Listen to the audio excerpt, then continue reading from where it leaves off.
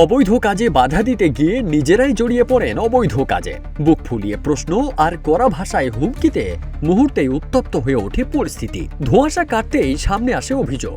21শে ফেব্রুয়ারি ভাষা দিবসে সাতক্ষীরার পাটকেলঘাটা বাজারে সাংবাদিক পরিচয়ে 20,000 টাকা চাঁদা দাবির অভিযোগে স্থানীয় জনতা দুজনকে আটক করে। স্থানীয় ব্যবসায়ী ও পুলিশ সূত্রে জানা যায়, লাকি বস্ত্রালয়ের মালিক নিরঞ্জন দাস নতুন কেনা দোকানের শাটার পরিবর্তনের কাজ করছিলেন। এ সময় আলমগীর হোসেন ও রবিউল ইসলাম সাংবাদিক পরিচয়ে এসে সরকারি অনুমতির বিষয় তুলে কাজ বন্ধের কথা বলে 20,000 টাকা চাঁদা দাবি করেন বলে অভিযোগ উঠেছে। ভবিষ্যৎ হোক নিরাপদ, বিনিয়োগ হোক বিশ্বস্ত, আর আমার পছন্দ সল্ট বে। ওয়েলকাম টু সল্ট বে। চাঁদা দাবির অভিযোগে ক্ষুব্ধ হয়ে স্থানীয় ব্যবসায়ীরা একত্রিত হয়ে দুজনকে আটক করেন। এ সময় আলমগীর হোসেন কৌশলে পালিয়ে যান।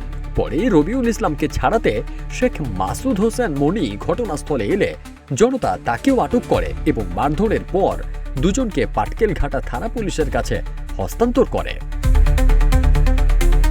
স্থানীয়দের দাবি, কয়েকদিন আগেও শেখ মাসুদ হোসেন মনি সেখান থেকে 7,000 টাকা নিয়েছিলেন। তিনি নিজেকে ঢাকা ভিত্তিক সোনালী কণ্ঠ পত্রিকার সাতক্ষীরা প্রতিনিধি ও সাতক্ষীরা সংবাদের প্রতিনিধি বলে পরিচয় দেন। অন্যদিকে রবিউল ইসলাম নিজেকে সাতক্ষীরা সংবাদের নিজস্ব প্রতিনিধি দাবি করেন। তবে এ ঘটনায় এখনো কোনো লিখিত অভিযোগ দায়ের হয়নি বলে জানিয়েছে পুলিশ। পাটকেলঘাটা থানার ভারপ্রাপ্ত কর্মকর্তা এইচ.এম. লুৎফুর কবির বলেন, এখনো কেউ লিখিত অভিযোগ দেননি। অভিযোগ পেলে আইনগত ব্যবস্থা নেওয়া হবে। ফারদিন সানি, রূপালী বাংলাদেশ।